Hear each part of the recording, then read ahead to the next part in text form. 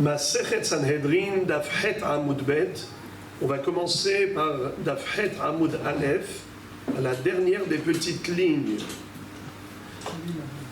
Tashlume Kefel, Vetashlume Arba'a Vachamisha, Bishlosha. Dans la Mishnah, nous avions appris qu'il existe plusieurs catégories de tribunaux. Il y a le tribunal de grande instance, qui se situe dans le Beth Amikdash à Yerushalayim, dans une salle intitulée Lishkat HaGazit. Ça, c'est le seul et unique tribunal qui est composé d'autant de Dayanim, 71. Sinon, le Sanhedrin Ketana, le petit Sanhedrin, est composé que de 23 Dayanim. Il y en avait dans toutes les villes au sein de toutes les tribus d'Israël. Également, il y a le Beddin classique pour traiter des affaires financières, tout ce qui était d'ordre pécuniaire.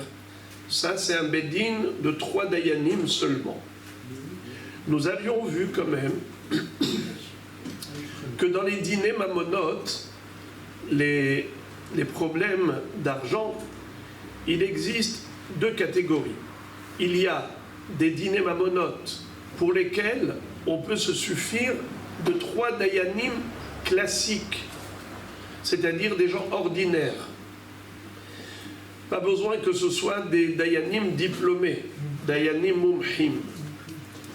Mais il y a d'autres affaires d'argent qui requièrent des dayanim mumhim. Qu'est-ce que ça veut dire mumhim? Diplômés, qui ont reçu leur semicha de leur maître, qu'il a reçu de leur maître jusqu'à Moshe Rabbeinu. Alors, pourquoi est-ce que les Hachamim ont été indulgents et ils ont dit que pour traiter des affaires de halvaot, ce qu'on appelle hodaot ve halvaot, des prêts, des reconnaissances de dettes, Hoda'a, c'est une reconnaissance de dette. Si devant 2 témoins, Réhouven a dit à Shimon, je reconnais que je te dois 10 000 shekels, eh bien c'est comme s'ils avaient vu qu'il lui a prêté 10 000 shekels. À plus forte raison, s'ils ont vu Mamash qui lui a prêté 10 000 shekels. Hoda'ot ve halvaot, des prêts ou des reconnaissances de dette, c'est pareil. Pourquoi les Hachamim ont dit qu'il est suffisant d'avoir 3 dayanim, même ordinaires, pas forcément diplômés? Il suffit qu'il y en ait un parmi eux qui ait un petit peu de jugeote, qui a un petit peu étudié, qui a des notions. Comme la Gemara dit, s'il y en a 3, forcément il y en a un au moins qui a fait un petit tour au Beth Midrash, au Daf Yomi, et il a entendu quelque chose. Il a un peu de graines dans la tête. Mais on n'a pas exigé des vrais dayanim diplômés. Pourquoi? En fait, c'est que Hachamim n'ont pas voulu fermer la porte devant les emprunteurs. Vous savez que très souvent dans la vie, les gens ont besoin d'emprunter de l'argent. Les riches comme les pauvres. Les pauvres pour survivre et les riches pour s'enrichir davantage. Parce que si tu veux faire des grosses affaires, il faut beaucoup d'argent. Et parfois, tu n'as pas assez quand tu veux faire une très grosse affaire. Tu cherches des investisseurs ou bien tu cherches des prêts, des emprunts. Alors, les halvaot, si on exigeait 3 dayanim mumhim, 3 diplômés, alors les gens vont dire, attends, moi je ne te prête pas d'argent. Parce que si jamais un jour tu vas me faire des problèmes pour me rembourser, où est-ce que je vais trouver 3 dayanim mumhim? Et je vais devoir voyager jusqu'au tribunal là-bas, laisse tomber. Alors les Hachamim ont dit, non, pour ne pas bloquer le marché économique et fluidifier les prêts, alors ils ont dit, ne t'inquiète pas, monsieur le créancier, même si tu as un problème avec l'emprunteur, tu n'as pas besoin de voyager jusqu'à la ville où il y a le tribunal qui siège là-bas. Tu peux prendre 3 personnes normales, même 3 hommes ordinaires, ils vont siéger et ils peuvent faire office de Beddin. Mais c'est que pour ce qu'on appelle dîner mamonot, qui sont rodaot vehalvaot, pour les prêts. Mais pour les autres problèmes d'argent, par exemple, on va voir tout de suite déjà les knassot. C'est quoi les knassot? Knas, c'est une amende. Quelqu'un, par exemple, qui a volé en cachette, il doit rembourser double. Il a volé 100 shekels, il doit payer 200 shekels. Alors 100 shekels déjà pour la gneva, et le knas, c'est le kefel, le double. Ou bien si par exemple il a volé un bœuf ou un agneau et il les a revendus ou il a fait la shrita, il doit payer 4 fois plus pour un agneau et 5 fois plus pour un bœuf. Vechi gnov ish, shor ose, utvaho omecharo, hamisha bakar yeshalem tachat ashor, ve'arba'a tachat ase. Entre parenthèses, pourquoi la Torah fait une réduction de 20%? Pourquoi pour l'agneau, il paye que 4 fois plus, alors que pour le bœuf, 5 fois plus? Parce que l'agneau, il a dû le porter sur ses épaules et courir. Il a eu un petit peu un bisayon. Eh bien, déjà, il a eu une réduction de 20%. Également, pour les gezelot vahabalot. Par exemple, quelqu'un qui a agressé physiquement l'autre, il lui a causé un préjudice physique, une blessure. Alors qu'est-ce qu'il doit payer? 5 indemnités, nezek, tsahar, ripouille, chevet, bochet. Déjà, le dommage. Comment on évalue le dommage? On va au marché des esclaves et on voit par exemple, il lui a coupé une main, combien il coûte un esclave normal? Combien coûte un esclave du même gabarit, mais manchot, sans la main? La différence de prix entre cet esclave qui est normal et l'esclave à qui il manque une main, la différence de prix, c'est le prix de la main. Nahon, ça c'est nezek, tsahar, la douleur. Waouh, la douleur. Ripouille, il doit payer les frais médicaux. Chevet, le chômage. Il ne peut plus travailler pendant une période, il doit payer le chômage. Bochette, l'humiliation. Il a frappé, c'est une honte. Il doit payer une indemnité pour la honte qu'il lui a causée. Bekitsour, tout ça, ça s'appelle gezelot vahabalot. Le vol ou bien les agressions physiques, les blessures. Et knassot. Knassot, c'est les amendes. En plus du capital, il paye un knas, comme tashloumé kefel, tashloumé arba vahamisha. Alors maintenant, la Gemara va nous dire qu'à propos du knas, shalach le Rav Nachman bar Rav Hizda le Rav Nachman bar Yaakov yelamedenu rabbenu dine knasot bechama. Qu'est-ce que ça veut dire? Rav Nachman, fils de Rav Hizda, a posé la question à Rav Nachman, fils de Yaakov. Il lui a dit, Rabbenu, dites-moi, combien de dayanim il faut pour traiter un dossier de knasot? La Gemara pose la question, on dit, Maïkam bariyaleh ha'anannan bishlosha. C'est quoi cette question qui paraît étrange? C'est quoi cette question bizarre? Quoi, il n'a pas lu la Mishnah? Mais la Mishnah a dit qu'il faut 3 dayanim pour tashloumé kefel, tashloumé arba vahamisha. Alors pourquoi il lui pose la question pour les knasot, pour les PV, pour les amendes, combien de dayanim? Mais c'est évident qu'il faut 3 dayanim. C'est écrit dans la Mishnah. Quoi, le Hémora, il n'a pas lu la Mishnah? La réponse est la yahid mumhe kamibayale.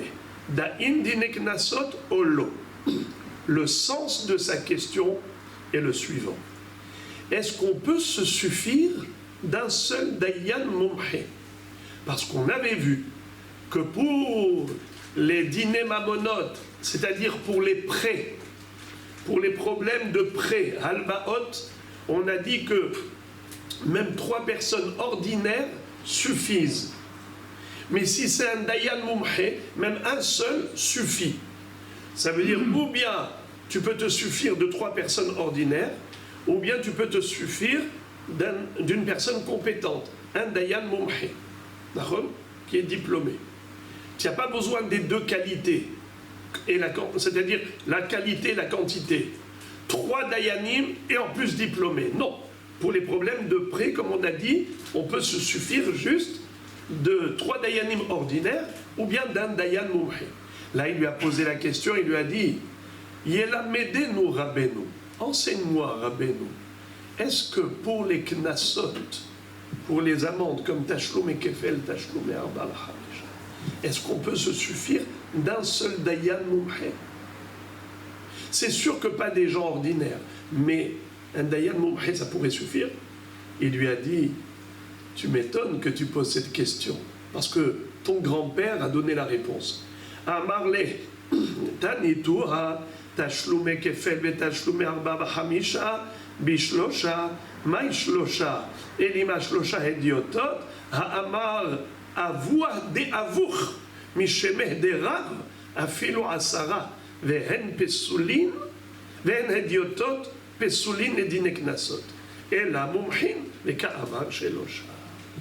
Il lui a donné la réponse en lui disant c'est ton grand-père, le père de Rav Hizda, lui-même, au nom de Rav, il nous a enseigné quelque chose de quel tu peux déduire la réponse à ta question. Qu'est-ce qu'il a appris? Dans la Mishnah, on a dit que pour le Tashlum et Kefel, le voleur qui doit payer double, ou le voleur qui a volé un agneau ou un bœuf qui a fait la Shhita ou la Mechira, Tavach Omachar, il doit payer 4 fois plus ou 5 fois plus. On a dit que pour ces knassot, il faut 3. Ces 3-là, comment ils sont 3 hediotot, 3 personnes ordinaires? C'est sûr que non. Pourquoi? Ton grand-père a dit que même s'ils étaient 10 personnes, et ils sont que des hediotot, ce n'est pas des gens diplômés, ils ne sont pas cachers pour les dîners knassot. Ils ne sont pas valables pour traiter des problèmes de knassot. Donc forcément, qu'est-ce que la Mishnah veut dire 3?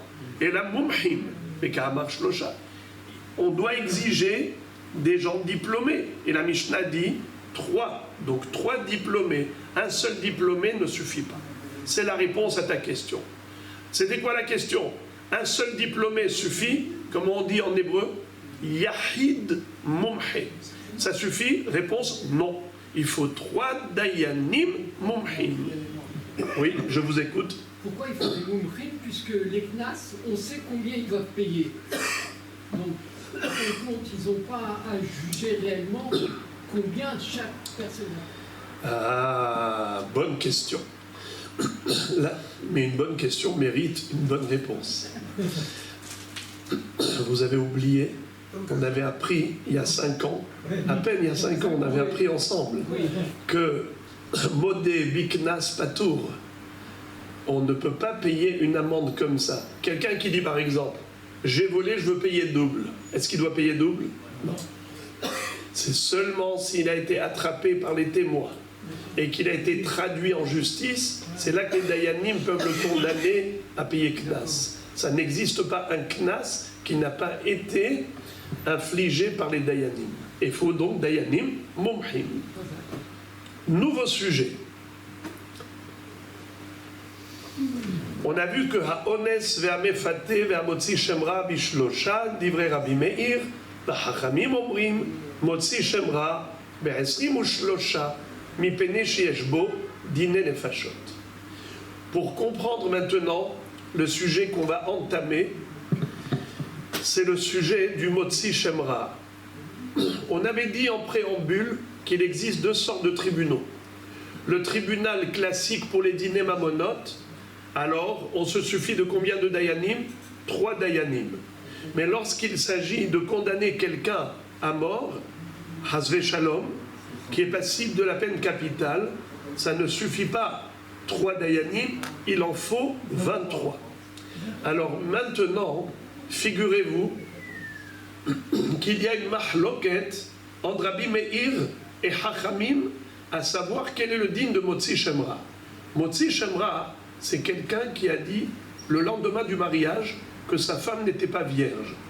Il dit Lo matzati lebitecha betulim. Il dit au papa, je n'ai pas trouvé de virginité à ta fille. Alors il existe 2 possibilités.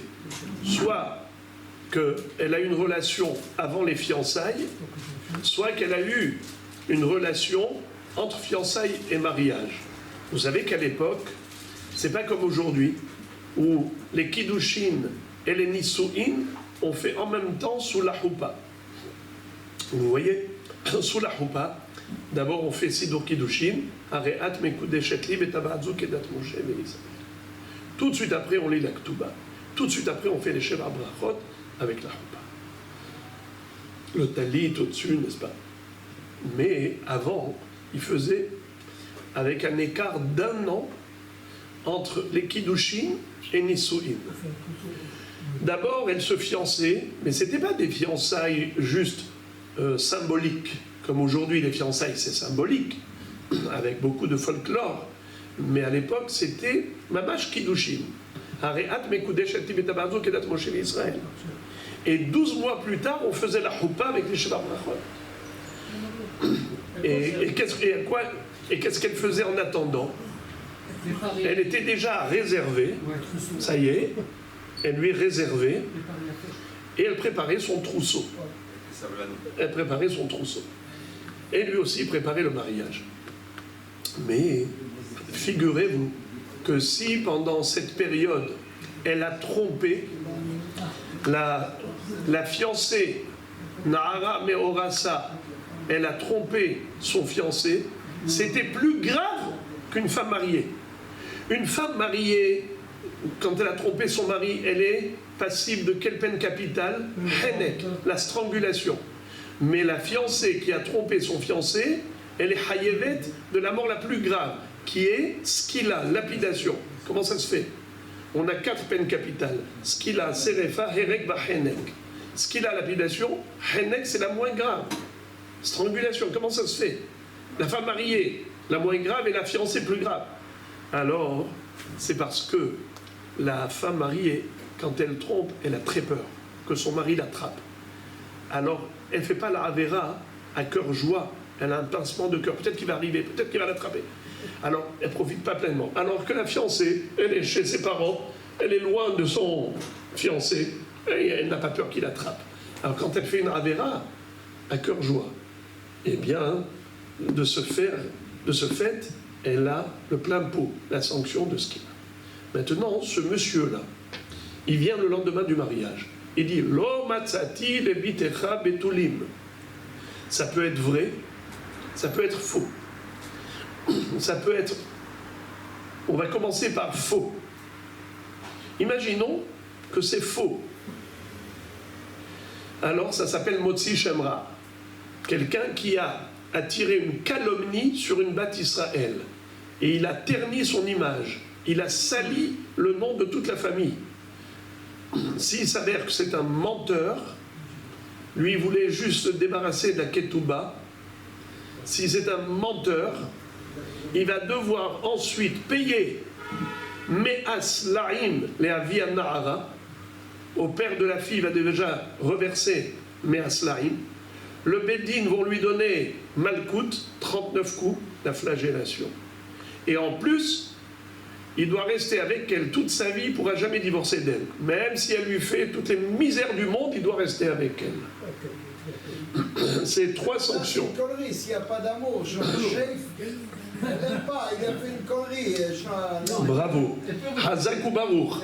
C'est seulement, ça veut dire que si elle veut rester avec lui, bien sûr que c'est contre son gré à lui, pas contre son gré à elle.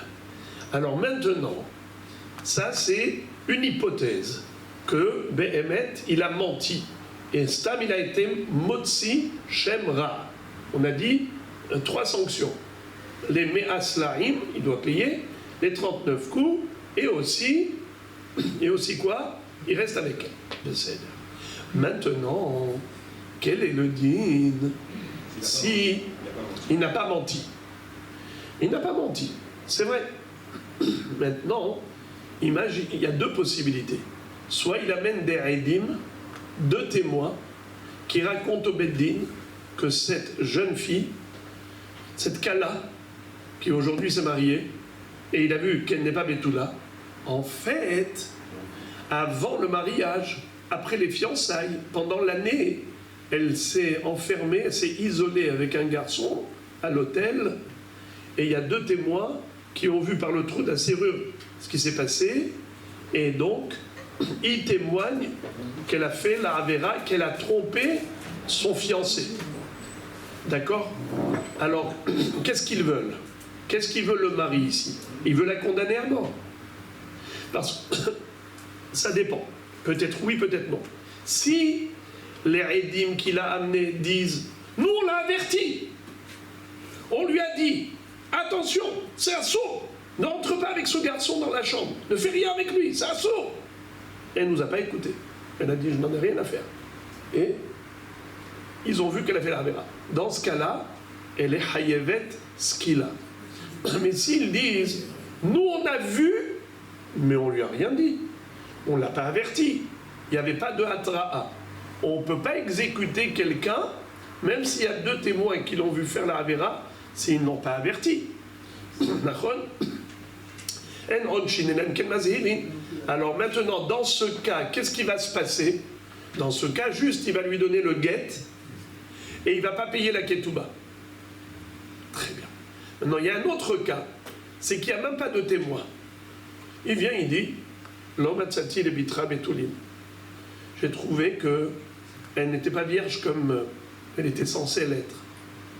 Alors qu'est-ce que tu veux? Tu as des témoins qu'elle a fait quelque chose? Non, j'ai pas de témoin. Alors tu crois qu'on va te croire sans témoin? Qu'est-ce que tu veux?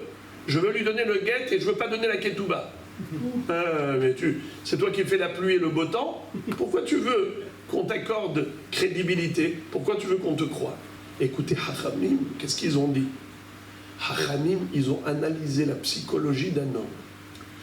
En Adam Toreach Bisouda ou Mafsida. Un homme ne va pas investir tellement d'argent dans une soirée de mariage. En plus, avec la vidéo, le caméraman, l'orchestre, le traiteur, L'organisateur du mariage. et le wedding planner, l'organisateur, tout ça, c'est un argent fou. Et tu crois qu'il a fait tout ça pour une nuit, pour le lendemain l'envoyer promener? Qui est-ce qui va investir autant? Ça fait déjà 1 an qu'il prépare le mariage. Tout ça pour une nuit, ça ne va pas. Donc c'est sûr que s'il dit qu'elle n'est pas vierge, il faut le croire. Hazaka en Adam Torer Bisouda ou Mafsida. On a une présomption qu'il dit vrai. Alors, en effet, il pourra donner le guet sans payer la ketouba. Alors vous avez compris, Rabotai, tout ce que je viens de dire, c'est une introduction au sujet du Motzi Shemra. Motzi Shemra, déjà, il a attiré sur elle une calomnie de 2 choses l'une. Soit c'est vrai, soit c'est faux. Dans le cas où c'est faux, alors c'est lui qui est sanctionné, comme on a dit, les 3 sanctions. Dans le cas où c'est vrai, 2 possibilités. Soit il a amené des Edim qui l'ont averti avant de s'isoler avec cet homme, avec son amant, eh bien, dans ce cas-là, il est Hayevet Skila.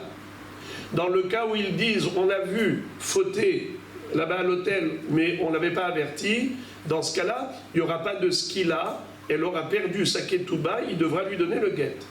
Dans le cas où il n'y a même pas de témoin, ni avertissement, ni témoin du tout, dans ce cas aussi, il peut lui donner le guet sans payer la ketouba. Car on lui accorde crédibilité quand il dit « L'homme atzati la betulim ». Et qu'est-ce qui lui arrive à la jeune fille? Qu'est-ce qui lui arrive? Rien du tout. Juste, c'est qu'elle a perdu. Elle a perdu sa ketouba. Oui, c'était ça. Mais quand on dit qu'il a montré le drap, ou par soi simla, Hachamim vont dire que c'est pas il ne faut pas le traduire littéralement, le drap avec le sang. C'est dvarim habrurim kasimla. Des choses qui sont claires et limpides comme la simla, comme un drap blanc, c'est-à-dire les edim. D'abord, lui, comment il s'appelle? Le marié, il a amené des edim, comme quoi elle a trompé pendant la période fiançailles-mariage. Et le père, il peut amener d'autres edim pour inculper les premiers edim du mari. Et les 2 edim du père, ils disent, messieurs, les témoins en faveur du mari. Comme quoi, vous avez témoigné que vous l'avez vu rentrer avec un homme à l'hôtel là-bas, n'est-ce pas, qu'elle a trompé? Vous êtes des menteurs. Dites-nous, c'est quel hôtel? Dans quelle ville? Voilà. C'était à Natania, mais ce même jour, vous étiez avec nous à Jérusalem. Mais si vous étiez à Yerushalayim, comment vous pouvez dire que vous avez vu qu'elle était à Natania, qu'elle était à l'hôtel? Mais c'est du mensonge. Ce même jour, vous étiez avec nous ailleurs. Alors, il les a rendus Edim, Zomemim. Le père a réussi à démontrer que les témoins du mari, ce sont des faux témoins. Et c'est à eux qu'on va infliger finalement la mita. S'ils ont voulu la tuer, en disant on l'avait averti et tout, eh bien c'est eux qu'on va tuer. Les faux témoins qui voulaient infliger une sanction à quelqu'un, c'est eux qui vont la subir. Et si ils disent non, on ne l'avait pas averti, donc on ne voulait pas l'exécuter, juste on voulait donner raison au mari pour qu'il ne paye pas la ketouba, ils vont devoir payer à cette femme la ketouba, le prix de la ketouba qu'ils ont voulu lui faire perdre. Pekitso. Maintenant qu'on a compris les introductions, on va commencer.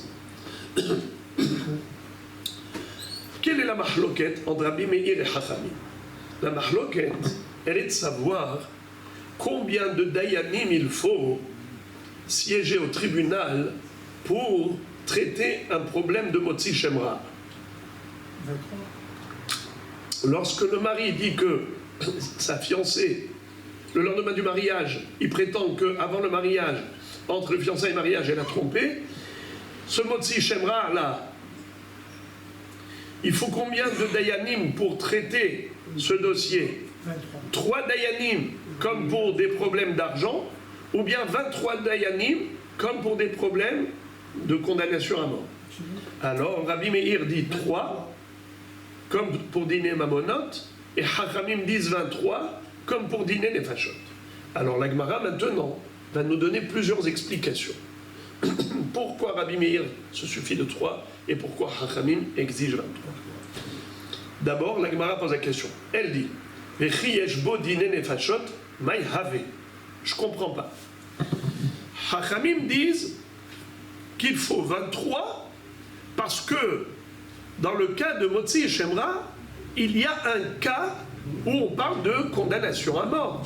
Comme on a dit tout à l'heure dans l'introduction, que si jamais le mari a amené des témoins qui l'ont averti avant de rentrer à l'hôtel avec son amant pendant la période des fiançailles, et qu'elle a fauté, ils ont vu par le trou de la serrure qu'elle a fauté, eh bien, ils voulaient la condamner à mort. Donc c'est normal qu'il faille 23 dayanim, d'accord? Mais maintenant, on ne parle pas de ce cas. Parce que si on parle de ce cas, même Rabbi Meir sera d'accord qu'il faut 23. Alors pourquoi Rabbi Meir a dit que ça suffit 3? Parce que le mari n'est pas venu la condamner à mort. Il est venu lui faire perdre de l'argent, la ketouba. Alors s'il veut se débarrasser de la ketouba, donc c'est une affaire d'argent, Rabbi Meir a raison que 3 suffisent. Pourquoi Chachamim disent 23? Parce qu'il y a un cas de dîner nefashot dans Motzi Shemra. Mais pour l'instant, on ne parle pas de ce cas, on parle d'un cas classique, on ne parle pas d'une condamnation à mort. Alors pourquoi ils exigent 23? Première explication. Amar Oula, Behosheshin lelaaz kamefalge. Rabbi Meir Savar, en Hosheshin lelaaz. Les Rabbanan savraient, Hosheshin lelaaz. Qu'est-ce que ça veut dire? Le mot ici, laaz, ça veut dire des rumeurs. À partir du moment où les gens vont parler de ce qui se passe au tribunal, vous savez, hein, dès que les gens, avec leur curiosité, ils ont entendu quelque chose, tout de suite ils vont aller raconter, qu'ils vont raconter aux autres, et ça se répand comme la cendre, et tout le monde en parle. Qu'est-ce qu'ils vont dire? Tu as entendu ce qui s'est passé? Le mari, le lendemain du mariage, il est allé au tribunal pour poursuivre la Kala en justice, comme quoi l'homme a tsati la métouli. Alors voilà qu'arrivent 2 personnes et disent ah, le mari a raconté ça. Voilà, 2 ils vont arriver, ils vont dire nous, on est au courant de l'affaire et on connaît très bien le dossier et on sait que elle a fauté, Et nous-mêmes, on l'avait averti. On lui a dit, mademoiselle, c'est à source que vous allez faire. Et elle s'en fiche, elle s'est moquée de nous, elle est rentrée avec lui. Et on a vu par le trou de la serrure. Et donc, qu'est-ce qui va se passer? Ce dîne-là, qui a commencé avec une affaire d'argent, parce que le mari ne savait pas qu'il y avait des témoins. Le mari, il est venu juste, il voulait se débarrasser, se décharger de la ketouba. Il ne savait pas qu'il y avait des témoins. Mais maintenant que tout le monde parle dans la ville, eh bien maintenant, il y a des témoins. Parce que le laaz, les rumeurs, ça fait siffler dans les oreilles des gens. Et maintenant, voilà que les deux témoins disent mais bien sûr, mais il a raison. Et ils arrivent au Beddin et ils prétendent qu'ils l'ont vu, et pas seulement qu'ils l'ont vu, qu'il avait même averti. Alors, puisque le dîner mamonot peut se transformer en dîner nefashot, Hachamim disent, pourquoi tu vas aller chercher ensuite les 23 dayanim? Il vaut mieux que directement tu rassembles 23 dayanim, Sanhedrin Ketana, pour prévoir, mieux vaut prévenir que guérir. Au cas où arrivent 2 Edim pour la condamner à mort, au moins on a déjà les dayanim tout près. Mais Rabbi Meir dit, Aïwa, tu vas chercher loin. Peut-être qu'il va y avoir des rumeurs, et peut-être qu'après il va y avoir 2 témoins, et peut-être qu'ils vont venir témoigner qu'elle est Hayevet Mita et que tu auras besoin de 23 dayanim, alors mieux vaut prévenir que guérir. C'est trop recherché. C'est pas la peine d'aller si loin. Pour ça que Rabbi Meir dit, maintenant le mari vient pour un problème d'argent, eh bien 3 dayanim ça suffit. Hachamim disent, c'est vrai que c'est un problème d'argent, mais qui peut se transformer en dîner nefashot, alors il vaut mieux avoir directement, de facto, 23 dayanim. Rava donne une autre explication. Il y a ceux qui disent Rabba, et il y a ceux qui disent Rava, avec Aleph ou avec He. Quelle est sa réponse? Rava Amar, Kule Alma, les Laaz lo haishinan, ve'acha bechosheshin lichvodan shel rishonim kamefalgim. Ve'acha b'may askinan, kegon de ichnif be'esrinut lata lemidan dine nefashot. Ve'ivdur, ve'amar lehu, dainu li mihadine mamonot. Selon Rava, la mahloket entre Rabbi Meir et Hachamim, à savoir est-ce qu'on peut se suffire de 3 dayanim, ou bien est-ce qu'il faut exiger d'emblée 23 dayanim, dans le cas de Motzi Shemra, voici la base de leur discussion. On parle dans la Mishnah d'un cas précis. C'est qu'au début, le bonhomme est venu, le mari, en disant le lendemain du mariage, Moray Verabotai, je viens pas seulement pour me décharger d'Aketouba, mais beaucoup plus grave. Il paraît qu'il y a des témoins qui l'ont vu, j'ai entendu qu'il y a des témoins qui l'ont vu rentrer à l'hôtel avec son amant pendant la période des fiançailles, et comme quoi elle a été même avertie, elle s'est moquée de ses rédimes, elle est rentrée, elle a fait la vera. Donc moi je viens ici pour la condamner à mort. Et après ça, ils lui disent, d'accord, tu as entendu qu'il y a des rédimes, va chercher les rédimes, va chercher les rédimes. Il dit, je vais tout de suite aller les chercher. Et il commence, il va là-bas à la synagogue, il va là-bas dans la rue, il va là-bas au marché. Est-ce qu'il y a où sont les rédimes? Il paraît qu'il y a des rédimes. On lui dit, il n'y a personne. Personne n'a vu, qu'est-ce que tu racontes? On n'a rien vu, on n'a rien vu. Il revient en Bédine, il dit, je n'ai pas trouvé de témoin. Alors, tous les dayanim, 23 dayanim qui étaient là, ils disent, il n'y a pas de rédim, alors qu'est-ce que tu veux? Bye bye, chacun rentre chez lui. Et à la fin, il restait 3. Il leur a dit, écoutez, ok, je ne peux pas la condamner à mort, mais je vous en prie, restez là, vous 3. Débarrassez-moi de la ketouba au moins. Il peut se décharger de la ketouba. Comment? On a déjà dit dans l'introduction qu'un homme qui, le lendemain du mariage, vient dire L'homme atzati lebitecha betulim, j'ai pas trouvé ta fille vierge. Nahon, il peut se débarrasser d'Aketouba. Et pourquoi on le croit? Parce qu'il a fait une serouda qui coûtait des millions, et il n'est pas fou d'investir des millions pour que le lendemain, il envoie tout cet argent à la poubelle. Quoi, tout cet argent va partir en fumée. Donc c'est sûr qu'il ne ment pas. c'est sûr qu'il ne ment pas. S'il ne ment pas, est-ce qu'on peut la condamner à mort? Pas du tout, parce que pour condamner à mort, il faut 2 témoins plus avertissement. Ce n'est pas le cas. Mais au moins, on peut lui faire confiance pour le décharger de la ketouba. Comment ça s'appelle? Dîner mamonot. Alors 3 dayanim suffisent. Alors il leur a dit aux 3 derniers, s'il vous plaît, bevakasha, restez là. Vous pouvez juste traiter le dossier d'argent. Je ne veux pas payer la ketouba. Rabbi Meir dit, Ma'abaya, bien sûr. Les 3 derniers dayanim disent, allez, tu es pas tour d'Aketouba et ainsi de suite. Hachamim disent non, il faut aller chercher les 20 premiers. Même pour un problème d'argent maintenant, il faut les 20 premiers. Pourquoi?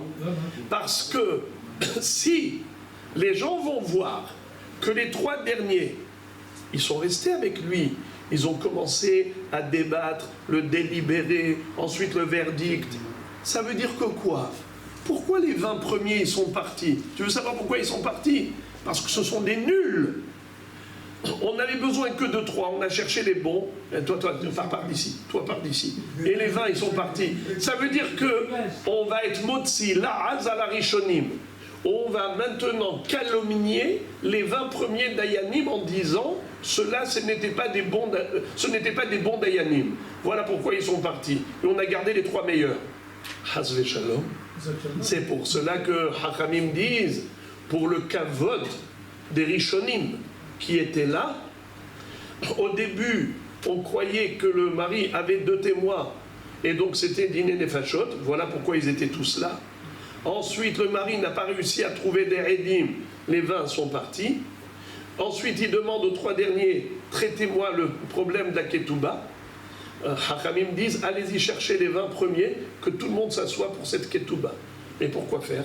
Juste pour pas que les gens disent que les 20 premiers, c'est des nuls. C'est pour ça qu'on les a envoyés balader, on a gardé les 3 meilleurs. Non. Les 20, ils sont partis, les 20 sont revenus.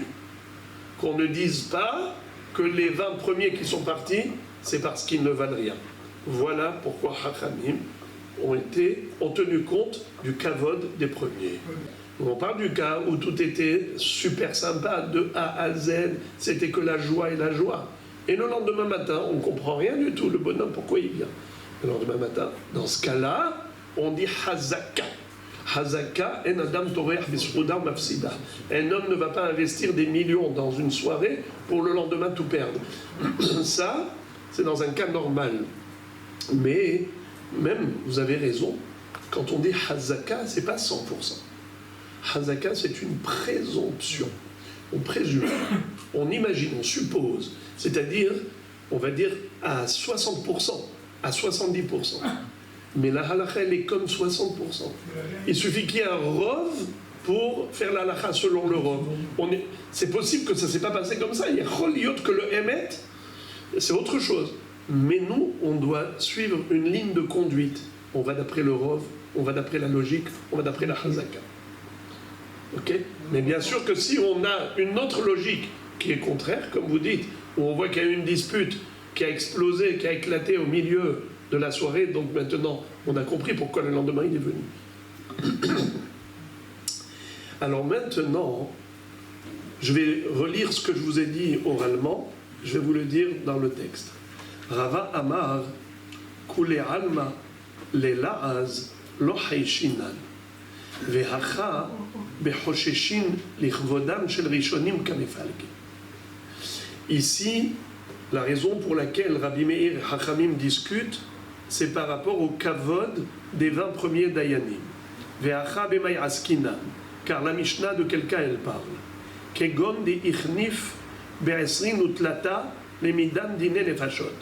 On parle du cas où le mari avait rassemblé 23 dayanim pour siéger afin de traiter sa femme, le dossier de sa femme en tant que dine nefashot, pour la condamner à mort parce qu'il prétendait qu'il avait des témoins.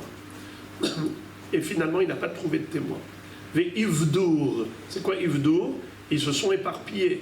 Les dayanim se sont dispersés, chacun est rentré chez lui. Ve Amar lehu dainuli miha dine mamonot. Et il a dit aux 3 derniers dayanim, s'il vous plaît, si on ne peut pas juger dine nefashot, au moins Diné Mamonot. Alors c'est là le débat. Rabbi Meir dit, il n'y a pas de problème. Avec les 3 Dayanim, on jugera les dîners Mamonot. Et Hachamim disent non, ces dîners Mamonot là, il faudra aller chercher les 20 premiers pour ne pas que les gens disent que les 20 premiers ont été disqualifiés, c'est pour ça qu'on les avait renvoyés. Pour leur kavod, on les ramène tous, même pour les dîners Mamonot du Motzi Shabbat. La Gemara maintenant pose une question. Et elle dit, je tourne la page, Metive, Hachamim Omrim, Tevao Mamon, Bishlosha, Tevao Nefashot, Be'esrim Ushlosha, Bishlama Lerava, Tevao Mamon Tehila, Bishlosha, Tevao Nefashot Tehila, Afilu Mamon Be'esrim Ushlosha, et la Le'ula Kashia. C'est-à-dire, dans cette baraïta qui est relative à la Mishnah, relative à ce sujet de Motzi Shemra, clairement, c'est écrit Hachamim Omrim. On ne parle pas de Rabbi Meir, on parle de Hachamim. Hachamim Omrim. Tevaro Mamon Bishlosha. Tevaro Nefashot Be'esrim Ushlosha. Si le mari, ce qu'il réclame, c'est de l'argent, c'est-à-dire se débarrasser de la ketouba, alors dans ce cas-là, 3 dayanim suffiraient. Mais si il vient réclamer, en fait, il a une réclamation pour, malheureusement, entraîner la mort de sa femme, la condamner à mort, dans ce cas-là, il faut 23. Tu vois que Hachamim disent que Shlosha suffisent pour Mammon. Alors, Oula, qui avait dit que Hachamim, pourquoi ils exigent 23 dayanim? Parce que Hosheshin les la'az, on craint les rumeurs.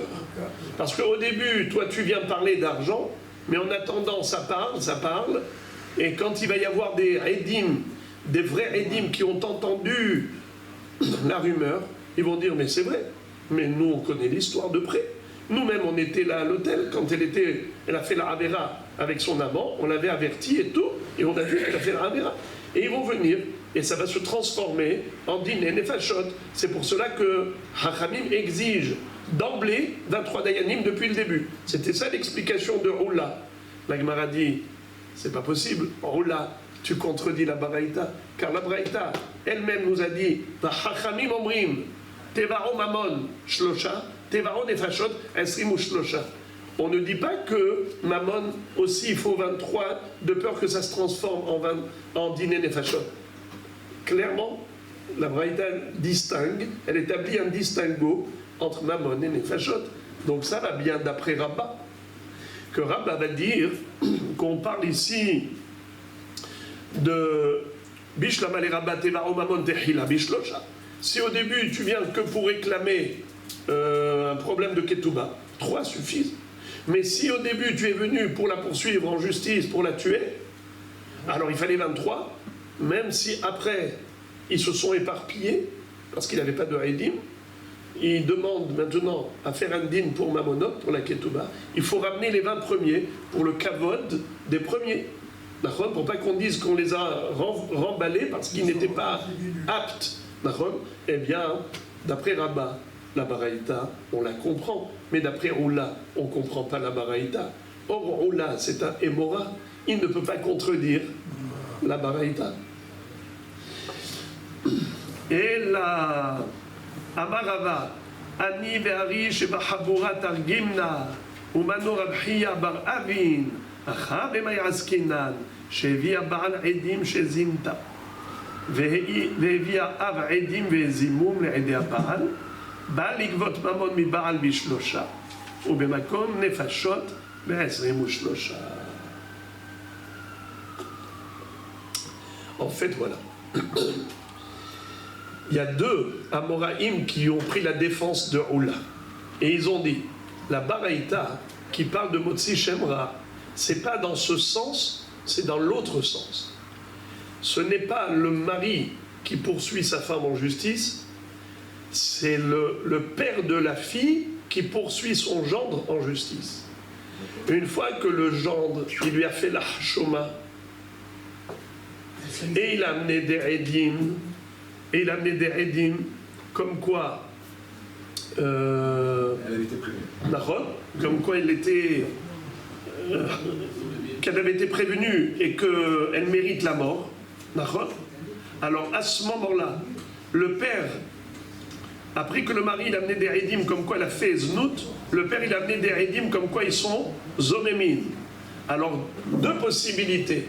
Soit il exige mammon, soit il exige nefashot. Qu'est-ce que ça veut dire que le père peut exiger de l'argent, il réclame de l'argent, soit le père réclame la mort des témoins. Qui peut m'expliquer ça? Qui voudrait m'expliquer? Dans quel cas le père poursuit son gendre, soit il le poursuit pour de l'argent, soit il le poursuit pour la mort? Qu'est-ce que vous en dites? Allez, on va voir. Comment le père peut poursuivre le gendre, les rédimes du gendre, pour un problème d'argent, et dans quel cas le père il poursuit les rédimes de son gendre pour un problème de mort, de condamnation à mort? Dans quel cas il réclame de l'argent et dans quel cas il réclame la peine capitale, la condamnation à mort? Bravo. On parle ici de rédim zomemim. Tout dépend de ces faux témoins, qu'est-ce qu'ils voulaient. Ces faux témoins-là, qu'est-ce qu'ils sont venus faire? Est-ce qu'ils sont venus pour condamner la fille à mort? Les témoins, je parle du mari. Le mari, il a amené deux témoins qui ont dit que oui, elle a trompé son fiancé. Ils ont vu par le trou de la serrure, elle a fait la ravéra avec ce bonhomme. Mais on a dit qu'il y a deux hypothèses. Soit ils peuvent dire, on l'a vu, mais on ne l'avait pas averti. Soit ils disent, on l'a vu et on l'avait averti préalablement. Quelle est la différence? La différence, est-ce qu'ils veulent la condamner à mort ou ils veulent la condamner juste à perdre la ketouba? Si ils disent, on l'a vu mais on l'avait averti, alors dans ce cas-là, ça veut dire qu'ils sont venus pour la condamner à mort. Alors lorsque le père de la fille, il amène deux témoins pour inculper ces rédimes, démontrer que c'est des menteurs, ils ont voulu condamner sa propre fille Mskin à mort. Alors qu'est-ce qu'on va leur faire à eux? On va les tuer à eux. Ce qu'ils ont voulu infliger à la fille, c'est ça ce qu'ils méritent eux. Parce que ce sont des faux témoins, rédim zomemim. Mais dans l'hypothèse où ils disent non, on ne veut pas la tuer. Non, rien qu'on vous dit, on l'a vu par le trou de la serrure. On a vu, mais on ne l'a pas averti. Donc si on ne l'a pas averti, on ne voulait pas la tuer. Alors qu'est-ce que vous êtes venu faire? Eh bien, on est venu donner raison au mari, comme quoi elle ne mérite pas la ketouba. Il peut lui donner le guet sans ketouba. Le père, il amène deux autres témoins et disent mais comment vous pouvez raconter que vous l'avez vu à l'hôtel dans telle ville ce jour-là, en cette date-là, à cette heure-ci? Ce jour-là, vous n'étiez même pas dans cette ville, vous étiez avec nous ailleurs. Vous êtes des menteurs. Alors qu'est-ce qu'on va leur faire? On va leur faire payer la ketouba qu'ils ont voulu faire perdre à cette fille. Ah, c'est dans le premier cas, ça. Alors c'est ça ce que veut dire la baraïta d'après Oula. C'est comme ça que Oula peut tirer son épingle du jeu. La baraïta elle dit comme ça: Hachamim omrim tevaro mamon bishlosha tevaro nefashot be'esrim ushlosha. Dans quel cas c'est mamon? Dans quel cas c'est nefashot? Et qui est-ce qui poursuit l'autre en justice? Nous on avait cru qu'on parlait du mari qui poursuit sa jeune femme en justice. Et maintenant, on nous dit non. Cette braïta, elle parle du contraire. Une fois qu'on a déjà démontré que c'est faux, le mari n'a pas réussi, c'est-à-dire le mari, d'abord il a poursuivi en justice sa femme, sa fille, avec deux témoins pour la condamner à mort, ou bien deux témoins juste pour le faire perdre la ketouba. Maintenant, on parle du sens inverse. Maintenant, c'est le père qui arrive en force. Et il dit, venez, venez, venez. Les deux témoins qu'il a amenés, c'est des Rechaim, c'est des Zomemim. Et j'en ai la preuve. Il vient avec deux témoins. Alors, deux hypothèses. Soit il vient avec deux témoins pour condamner les Redim Zomemim à mort, soit il vient avec deux témoins pour condamner les Redim Zomemim à payer la ketouba. Alors, si c'est Mammon, la ketouba, 3 dayanim suffisent. Si c'est Nefashot, il en faut 23. Et on va terminer à Botaï Regardez, on va terminer avec la dernière réponse. En fait, dans la Gemara, il y a plein de réponses, mais on va terminer avec celle-là. Abaye Amar, Dechule Alma, Haishinan Lela'az, Umishum Kebodan Shel Rishonim, Acha Bemai Askinan, Kegon de Atrubastam, Ve'aitana ou Detania, Ushar Kol Haybe Mitot Shebatora, En Memitim Otam, Ela Be'edim, Bela Be'eda Ve'edim Ve'atra'a, Ve'ad Sheyodi'u, Be'eze Mita ou Neherag. ועד שיודיעו שהוא חייב מיתה בבית דין. רבי יהודה אומר, עד שיודיעו באיזה מיתה הוא נהרג. Qu'est-ce que ça veut dire? On parle ici du cas où le bonhomme est venu avec des édim. Seulement les édim, ils disent, on l'a vu et on l'a averti. Mais maintenant la mahloket entre Rabbi Meir et Chachamim, c'est la même mahloket de Rabbi Yehuda et Chachamim. À savoir, est-ce que l'avertissement des témoins doit être précis ou bien ça suffit un avertissement global? Qu'est-ce que ça veut dire? Quand on dit à quelqu'un, tu sais que c'est assourd, il dit oui. Tu sais qu'il y a une sanction? Oui. Est-ce qu'il faut lui dire aussi quelle est la sanction? Ou bien ça suffit rien que de lui dire par exemple, tu sais qu'on est hayav mita, on est condamné à mort? Ou bien est-ce qu'il faut lui donner exactement laquelle catégorie? Arba mitot bedin, c'est qu'il a serefa herek vahenek. Est-ce qu'il faut lui indiquer au moment de l'avertissement, est-ce que les témoins doivent lui dire, sache que tu vas être hayav maintenant de lapidation ou de brûlure ou de strangulation ou au fil de l'épée? Est-ce qu'on a besoin de lui donner des détails précis de ce qu'il va subir comme sanction pour que l'avertissement, ça s'appelle une vraie hatra'a? C'est ça le mahloket. Rabbi Meir dit oui.